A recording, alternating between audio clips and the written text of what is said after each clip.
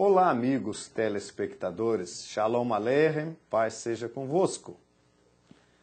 Queremos continuar neste programa falando do período de transição pelo qual passou a Kehilá, a congregação israelita do primeiro século, formada daqueles israelitas que abraçaram a nova aliança.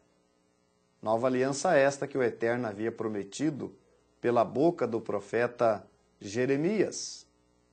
A nova aliança que tem como ponto principal a pregação e a apresentação do Messias prometido, Yeshua HaMashiach.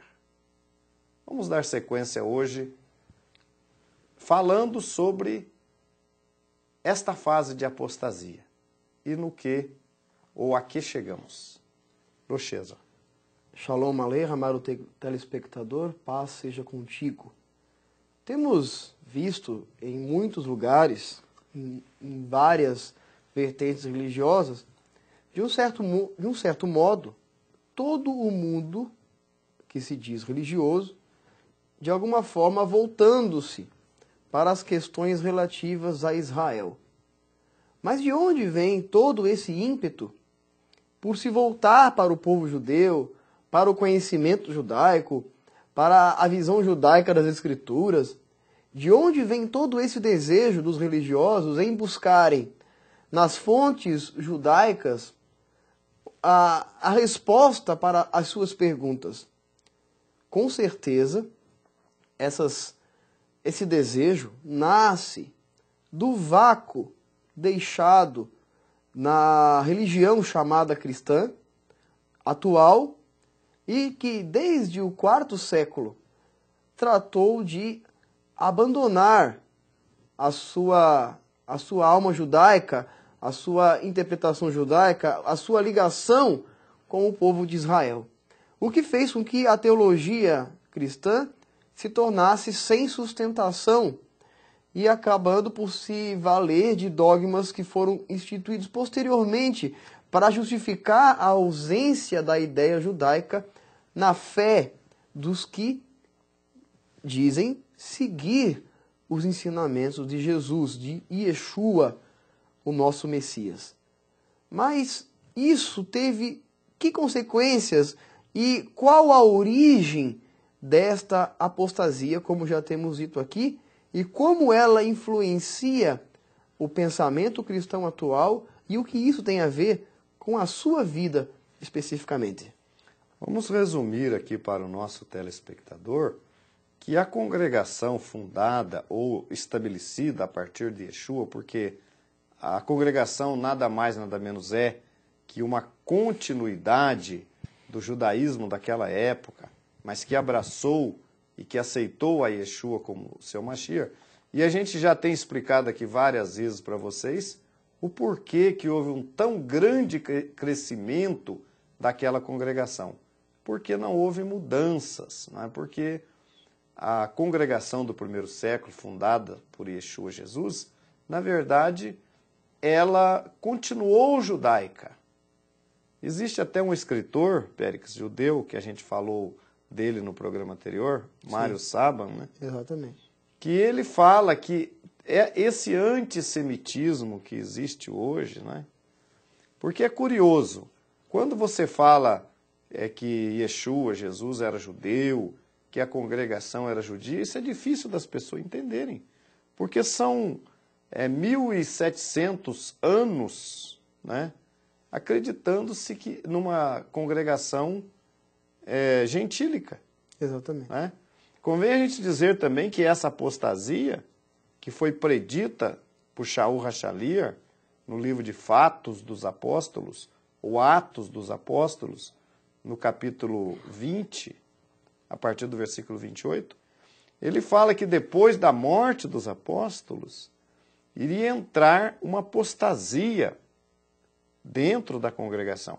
Essa apostasia seria tanto externa quanto interna, não é isso? Exatamente. Agora, nós devemos ter a consciência de que a raiz da verdadeira Kehilá se sustenta na fé do povo de Israel. Deus nunca, em nenhum momento, sugeriu qualquer hipótese de cortar o seu compromisso para com Israel. Não existe a teoria conhecida como teoria da substituição, que prega e que diz que Deus trocou de povo, que Deus teria deixado o povo de Israel de lado por supostamente não ter crido em Jesus como Messias, Yeshua, e teria abraçado um outro povo a quem ele teria chamado de igreja, o Querrilá, e feito deste povo o que as pessoas gostam de dizer, o novo Israel. Na verdade, essa ideia é uma forma sutil de dizer que Deus se divorciou do seu povo e se casou com um outro povo. O livro do profeta Jeremias diz que eu desposei, ele fala na primeira pessoa, muito embora eu os tenha desposado. Deus, através de suas leis, com a intermediação naquele momento de Moisés, casou-se com o povo de Israel, e durante todo o período dos profetas ele vai mencionar o seu relacionamento marital com o povo de Israel. E com esse mesmo povo de Israel, ele haveria de fazer uma nova aliança, haveria de perdoar o pecado daquele remanescente de Israel que tivesse os seus olhos voltados para a sinceridade e os faria ver a figura do Messias e crer nessa figura. Outros do mesmo povo de Israel, que tivessem seus corações endurecidos, esses não veriam, teriam seu espírito embotado, seus corações embotados e não veriam a crer no Messias e seriam endurecidos. Mas o remanescente de Israel foi esse com quem Deus fez inicialmente o seu pacto. E os gentios que vieram posteriormente foram enxertados neste remanescente, o povo de Israel. Convém a gente lembrar um detalhe importante, que como a congregação é judaica, eu quero ainda me referir a esse escritor judeu, que ele diz o seguinte, que todo o antissemitismo que existe hoje é fruto do esquecimento de que a Querrilá repousa sobre uma base judaica. Exatamente. Né? Então, existe muita gente que ama Israel, mesmo dentro das religiões cristãs, mas que não conseguem se situar naquela congregação do primeiro século.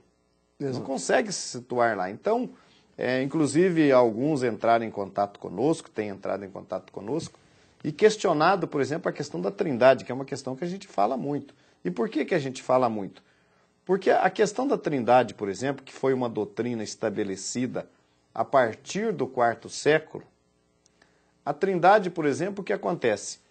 Ela bate de frente com um conceito de Deus que nós temos, nós israelitas temos, que Deus é um. Adonai Eloheinu, Adonai Errad. Deus é um. Exato.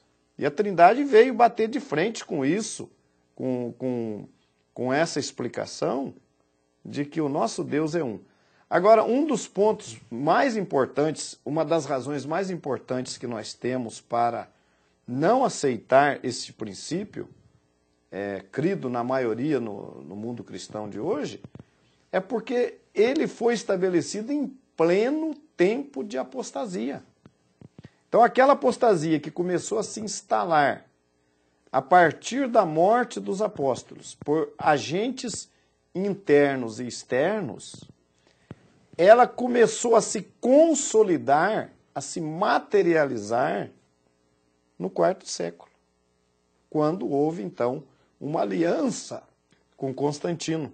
Exatamente. Imperador romano, supostamente convertido ao cristianismo, né? Exatamente. E que deu poderes à religião, poderes estatais, em troca de mudanças doutrinárias, de um abandono total do seu judaísmo. É verdade. Agora, eu sei que para você, telespectador, pode parecer estranho tais ideias. É normal que você, que já nasceu dentro de uma concepção religiosa um pouco diferente, que ensinou você de uma maneira diferente, você se choque com muitas ideias apresentadas aqui. Durante muitos anos, homens pensaram coisas que faziam parte do senso comum, e de repente, quando esse senso comum foi confrontado, foi difícil de acreditar. Foi difícil de acreditar quando disseram que a Terra girava em torno do Sol, por exemplo. Porque o senso comum dizia o contrário.